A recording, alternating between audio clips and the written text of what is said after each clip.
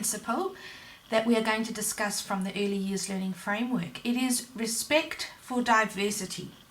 Just to recap, we have spoken about relationships, family partnerships, expectations and equity, and today we're going to talk about respect for diversity. So, children are born belonging to a culture which is not only influenced by traditional practices, heritage and ancestral knowledge, but also by the experiences, values and beliefs of individual families and communities. So as educators, when we look at curriculum, we need to think about valuing and reflecting practices, values, beliefs of families. We need to honour histories, culture and tradition of the children that are in our care. And we also need to acknowledge that there are differences in abilities when children and families come to us. In their capacities, they're different. And in family life, there's a lot of differences. So, as educators, we will recognise that diversity is important to us in Australia. We will reinforce a child's sense of belonging as we understand their culture. And we will see this as an opportunity to promote a greater understanding of Aboriginal and Torres Strait Islander ways. We will educate our kids all about Australia, but I think the families that come to us will also educate us as a whole. So there's lots that you can do within your early learning setting, and I'm going to give you some ideas so you can at least get started. You probably have lots of ideas as well. But let's get started. So, first thing you could probably do, practical ideas. How can you reflect this? Well, a simple classroom display showing what countries are represented within your community would be great. You could have a map in the middle and then arrows pointing to the countries and then pictures of the families that are within your community. Secondly, I wanted to put this in because I think that children that come into our care, they have different colours of skin. And I feel when it comes to representing students, it's so important that when they're painting, they can actually find the colour of their skin and they can paint and create themselves and their families. Maybe it's something that you need to consider, buying a range of tones, so that children can actually, paint, but also things like your babies. Are your babies and the toys that you have in your early learning setting, do they reflect the nationalities of your children? Something important to think about. Might be a small thing, but it is a big thing when it comes to children being able to identify, to create a sense of identity, and for you to appreciate culture. Another idea is you could value families and their culture by displaying pictures of their families. So one of the things I like to do at the beginning of the year is say to the families, as soon as they come, I'd love to get a photo of you and your family. Sometimes it takes a while to collect all the photos, but once you've got them, it's great, and you can do many different things with them. So you can put them in a display in your early learning setting, but then you can take those photos and you can use them for a range of things. So I like to display the photos, and then I like to do a great portfolio piece that really celebrates the child's heritage and their culture as well.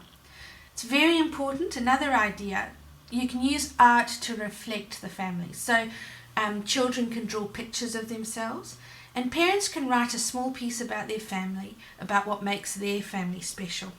I love to hang the artworks and then really celebrate that actual piece by putting it into a portfolio. It's a wonderful memory for the children, especially when they go back years later, and it's a beautiful keepsake as well. Another idea that you could implement is a take-home bag program. So this is a little program that I'm going to be introducing. It's called Hoot Around the World.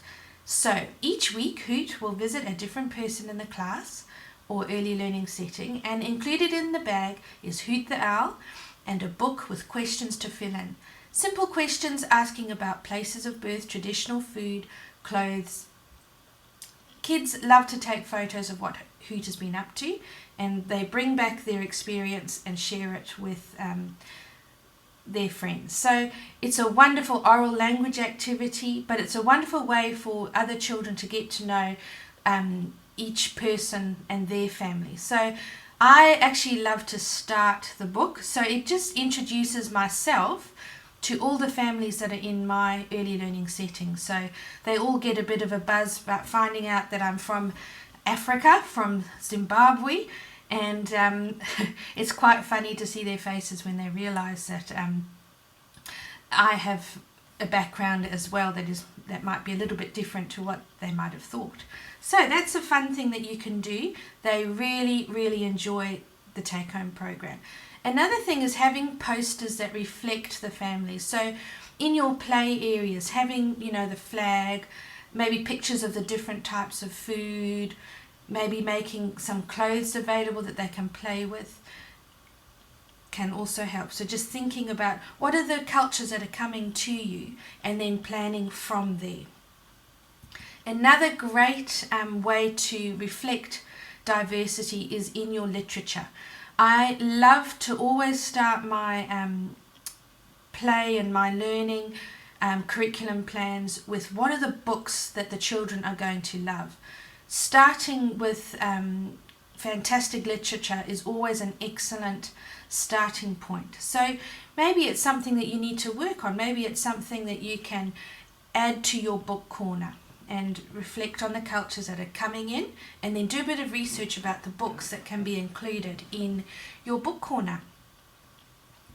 Another little thing that I've done in our literacy program, I hand out take-home cards, and this is one of the things that we've done, and we do a letter of the week program, but I think it's so important when you do a letter of the week program, it's not just about a letter of the week, it's about introducing items that children can say the words, they can clap the syllables, they can learn from the words, they can group the words. And with the little cards that I've got up here, there's a country, there's an occupation, there's usually an animal included, there's a noun, a colour, and they're actually quite well thought out, these cards, I might say, and the children get to collect these each week, but once they're collected, they have a great collection of words for their literacy, but also it actually helps you to reflect maybe the different cultures and show children things about different countries. So with you can link your literature and your geography goals while strengthening home partnerships with parents. So that's just a little idea. And in the corner, I like to have a globe. That's one of my must-haves in any early learning setting. Even though the children, if they are very young, it's a great thing to begin to show babies, toddlers, that we come from different places, and this is the earth and this is the globe.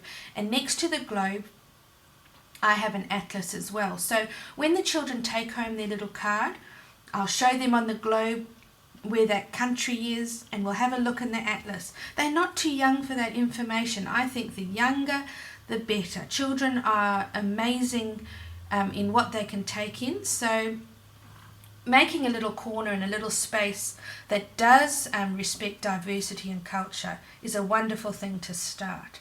So finally, also introducing children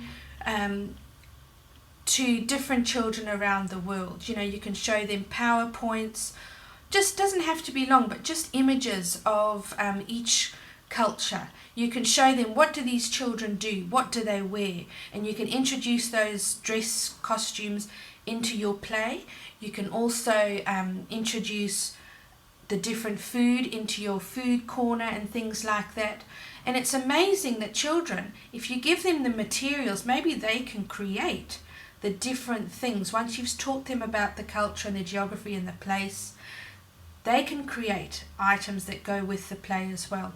Now for really young children, I love to show little PowerPoints of each little culture, and that's amazing as well, because the children get to see what children around the world do, how they're different. So I've done a curriculum plan with all these different cultures with different play ideas, and tried to implement the play into the life of my little class as well. So those are just some practical ideas to get you started.